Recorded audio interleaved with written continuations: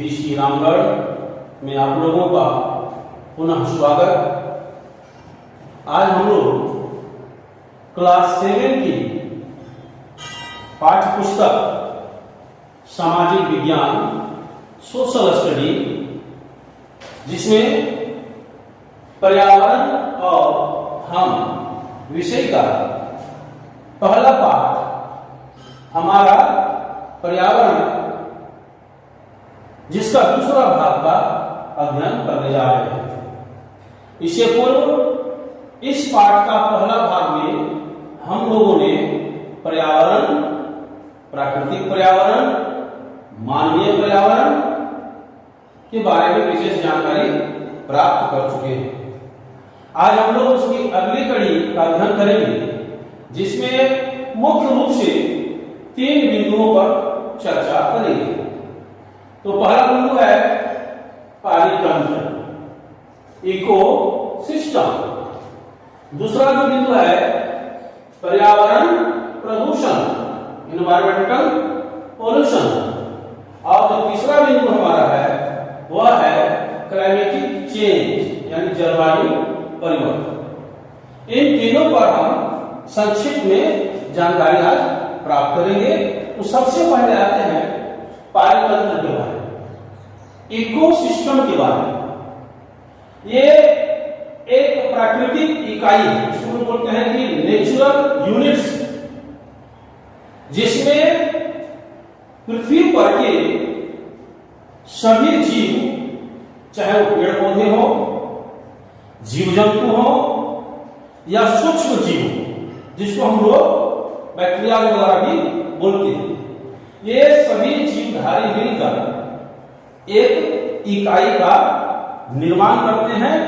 और वह अजैव पर्यावरण जो हमारा है, जिसमें हमारा अजैव पर्यावरण में हम लोगों ने बतलाया था, मिट्टी है, जल है, वायु है, ये सारे अजैव पर्यावरण में आते हैं।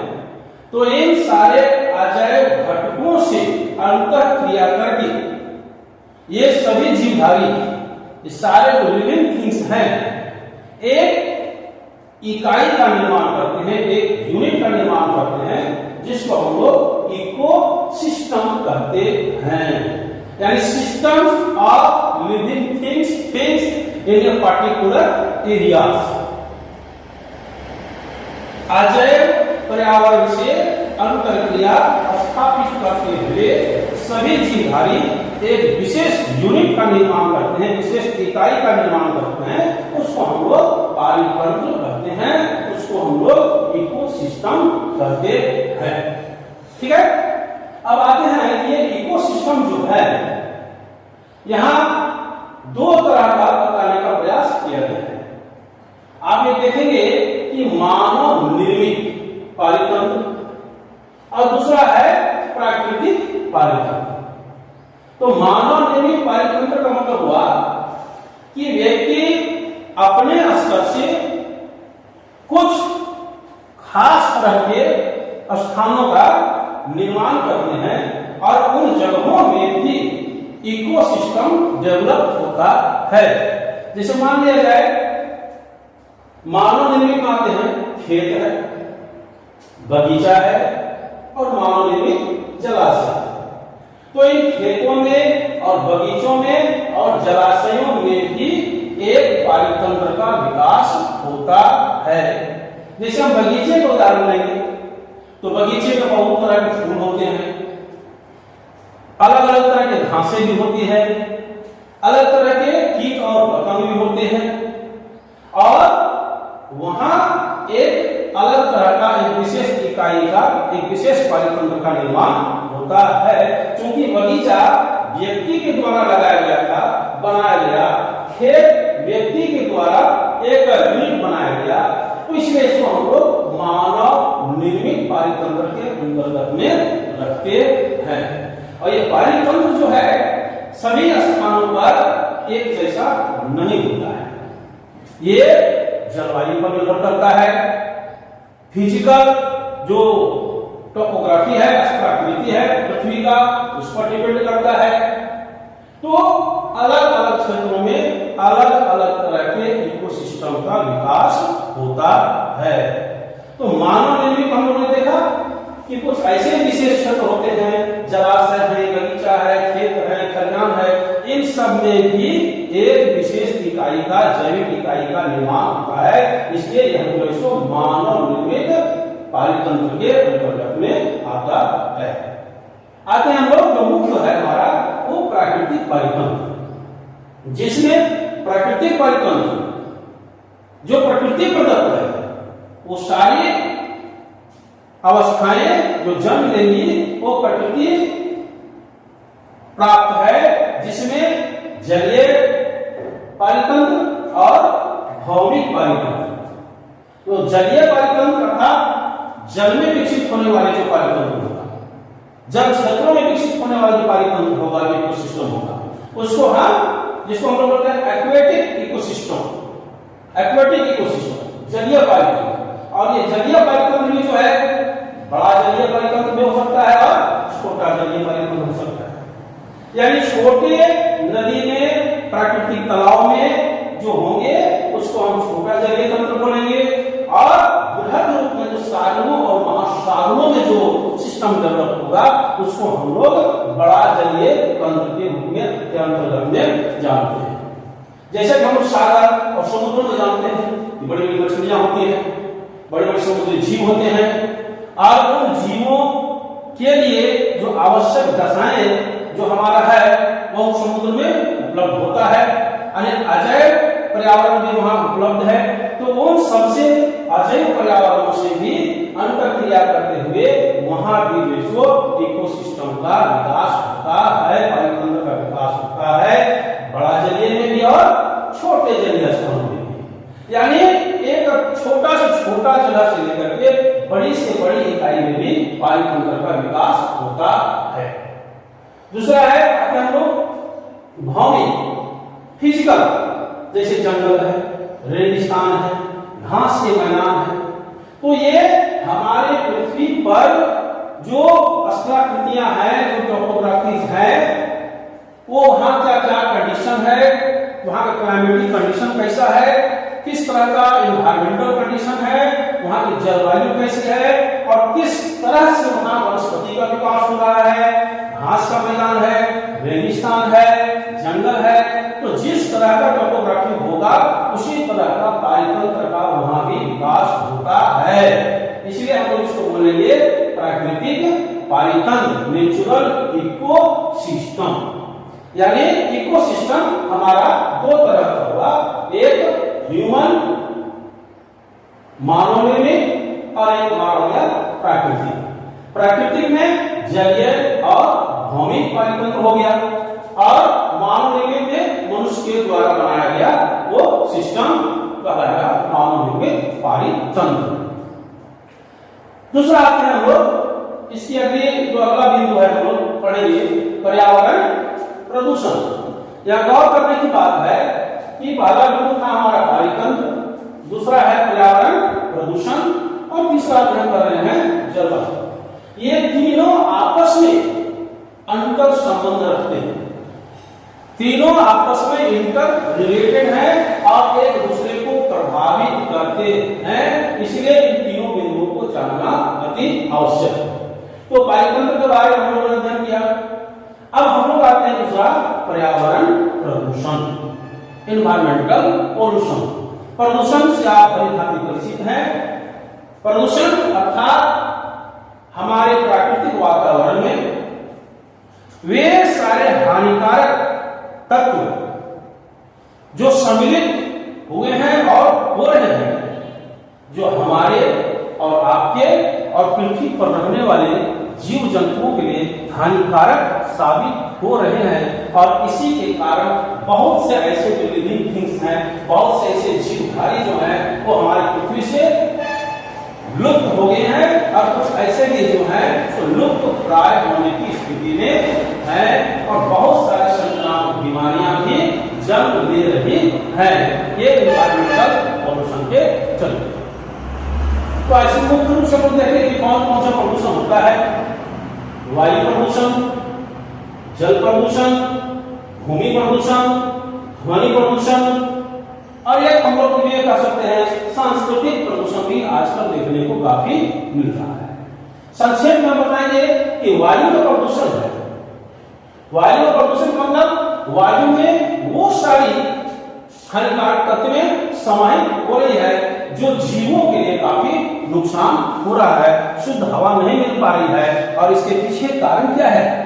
आधुनिक तकनीकों का ज्यादा से ज्यादा इस्तेमाल होना, कल कारखानों से निकलने वाली धुआं, फैक्ट्रियों से निकलने वाली धुआं, गाड़ियां जो चल रही हैं उनसे निकलने वाली धुआं, ये सारे जो हानिकारक तत्व जो है वो हमारे वायुमंडल में हवा के साथ मिल रहा है और वायु को प्रदूषित कर रहा है। और उसी वायु को हम श्वास के माध्यम से ले रहे हैं जो हमारे फेफड़ों तक पहुंचती है और अलग अलग तरह की बीमारियों को जन्म दे रही है, जो वायु प्रदूषण के अंतर्गत में आता है। दूसरा है जल प्रदूषण। जल प्रदूषण आप जान रहे हैं, ये सारे प्रदूषणों का कारण एक तरह से अगर हम कहेंगे तो नई नई तकनीकों का इस्तेमाल और आवश्यकता से अधिक इस्तेमाल के कारण हो रहा है। जल प्रदूषण समुद्रों में, समुद्र का पानी हो, नदी का पानी हो, तालाब का पानी हो या किसी और स्रोत का पानी हो, अक्सर यह प्राय देखने को मिल रहा है कि जल जो हमारा जो है वह अपना वास्तविक स्थिति में न रहकर प्रदूषित होता जा रहा है। इसके पीछे फैक्ट्रियों से निकलने वाली नालियां, गंदी पानियां जो है उन नदियों में मिलाया जा रहा है, जानवरों को छोटे छोटे जलाशयों में धोया जा रहा है। कुछ ऐसी चीजें हैं जिसको हम जल में प्रवाहित करते रहे हैं, जिस कारण जल प्रदूषित हो रहा है और इसके कारण जल में रहने वाले जीव भी प्रभावित हो रहे हैं और साथ ही साथ हम और आप भी उस प्रदूषित जल को लेने के लिए मजबूर हैं, जिसके गंभीर परिणाम हम और आप भुगतते हैं। ठीक है।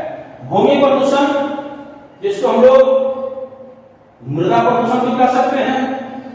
औद्योगिक इकाइयों की स्थापना हो रही है, कल्टीवेटेड लैंड्स जो है वो इंडस्ट्रियल लैंड्स में परिवर्तित होता जा रहा है, डिफॉरेस्टेशन हो रहा है। डिफॉरेस्टेशन के चलते सॉइल इरोजन हो रहा है, ऊपर की मिट्टी जो उपजाऊ मिट्टी है वह कटकर वर्षा के जल के साथ बह करके हुए एक स्थान से दूसरे स्थान पर चली जा रही है और जिस कारण मिट्टी जो है सो अनउपजाऊ, अनफर्टाइल होते जा रहा है, जिसके कारण जो प्रोडक्शन जो होना चाहिए था उस भूमि में वो प्रोडक्शन नहीं हो पा रहा है। इस तरह से हम लोग भूमि भी हमारा प्रदूषित हो रहा है। ध्वनि प्रदूषण, साउंड पोल्यूशन, विभिन्न तरह की गाड़ियों की आवाज, फैक्ट्रियों की आवाज आ रही है जो हमारा ध्वनि प्रदूषण का कारण बन रहा है और यह भी जो इसको जीवधारियों के लिए, लिविंग थिंग्स के लिए काफी नुकसानदेह है।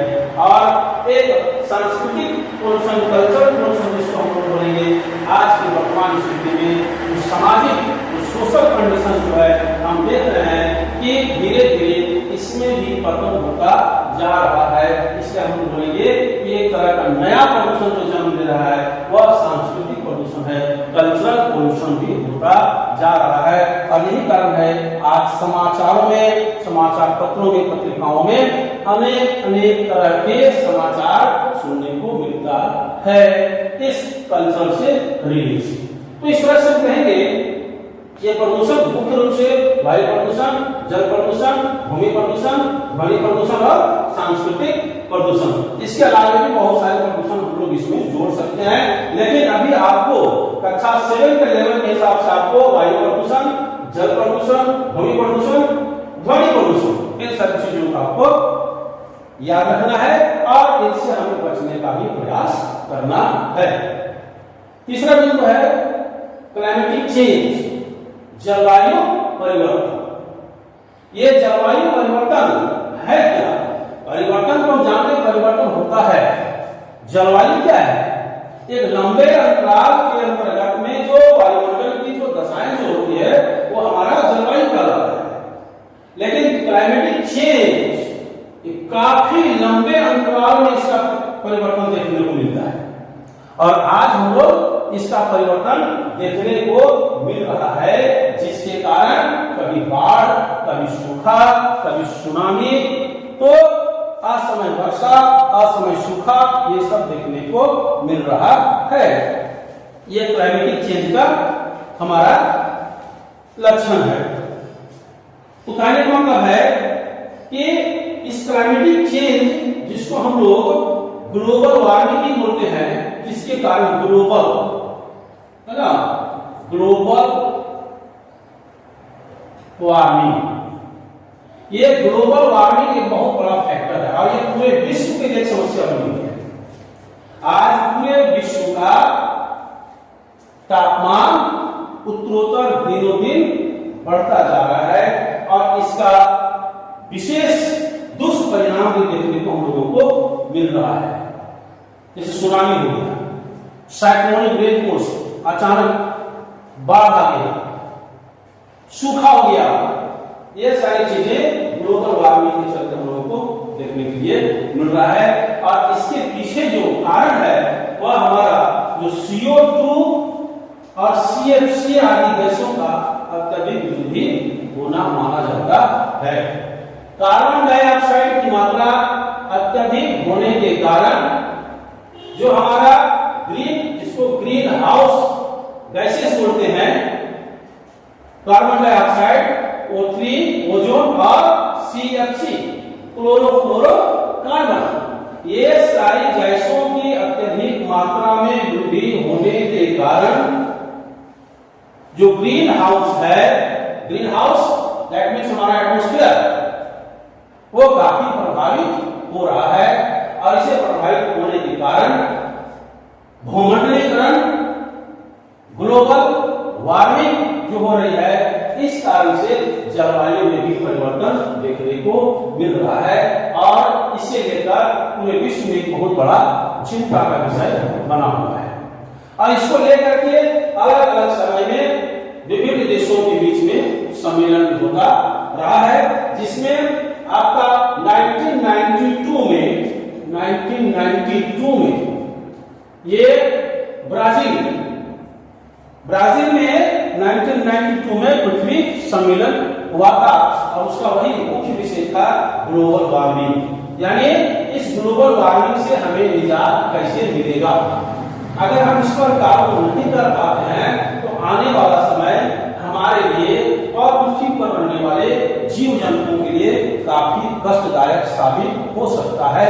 इसलिए अलग अलग समय में अलग अलग देशों में इसे लेकर का सम्मेलन होता रहता है, जिसमें 1992 में 1992 में एक सम्मेलन हुआ ब्राजील में, जिसको हम बोलते हैं पृथ्वी सम्मेलन के नाम से। उसके बाद तुरंत 5 साल के बाद 1997 में सम्मेलन हुआ जापान क्योटो, इसी ग्लोबल वार्मिंग को लेकर। तो पहला सम्मेलन यहाँ हुआ 1992 में, फिर आपका 1997 में हुआ। इसी तरह से अलग अलग समय में इस क्लाइमेटिक चेंज को लेकर के अलग अलग देशों में सम्मेलन होता आ रहा है, ताकि हम कैसे इन विषम परिस्थितियों से पूरे विश्व को हम लोग बचा सकते हैं, एक समस्या बना हुआ है। तो इस तरह से हम लोगों ने देखा आज कि पारितंत्र क्या है और पर्यावरण प्रदूषण क्या है और तीसरा जलवायु परिवर्तन क्या है। इसका विशेष अध्ययन हम लोग अलग अलग विषयों में करते हैं। जब आप आगे की कक्षाओं में जाएंगे तो पारितंत्र जब हमको पढ़ना होगा तो एक अलग सब्जेक्ट है जिसको हम बोलते हैं इकोलॉजी, और यह इकोसिस्टम जो है वो इकोलॉजी का ये पार्ट है, जिसमें हम विभिन्न तरह के सिस्टमों के बारे में अध्ययन करेंगे। लेकिन अभी कक्षा 7 का जो लेवल है उस लेवल से हमें इसकी संक्षिप्त जानकारी रखने की आवश्यकता है। तो आज हम लोगों ने देखा कि पारितंत्र क्या है और ये किस तरह के पारितंत्र होते हैं, पर्यावरण प्रदूषण क्या है और जलवायु परिवर्तन क्या है। इन 3 बिंदुओं को हम लोगों ने अध्ययन किया और इसके आगे का अध्ययन हम लोग अगली कड़ी में करेंगे। इसी के साथ आज हम लोग इस चैप्टर को यहाँ पर समाप्त करते हैं।